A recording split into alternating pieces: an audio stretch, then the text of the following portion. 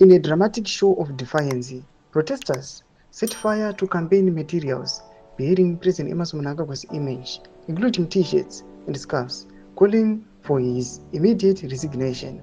The fiery demonstrations come at a time of mounting public dissatisfaction and growing public unrest. Zambira mashuka tuna kuti aiwa miitiro yemakampeini panguva ino yopisiwa yoonekwa nemapicha angane mutungamiri wenyika zvashamisa vanhu.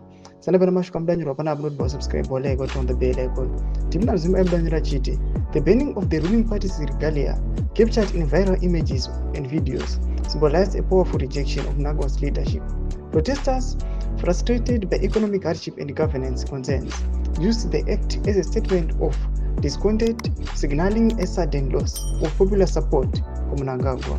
This unrest coincided with the visibly poor turnout at the National Heroes Acre on Monday morning, where Mnangagwa had been expected to address the nation.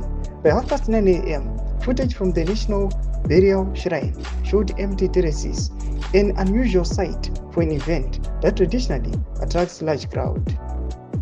A collage of scenes, Heroes Acre in Harare plus burning of scarves outside at 9 a.m.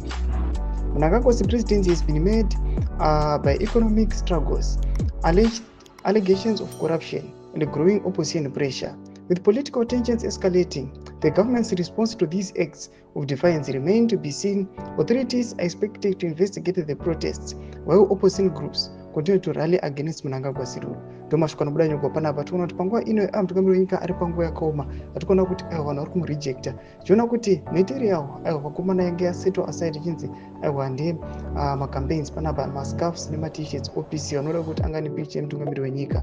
Bodza mafungiro enyu muri kudii pamusoro pechitiko ichi? Pinda comment section medu, subscribe, like, turn on the bell icon.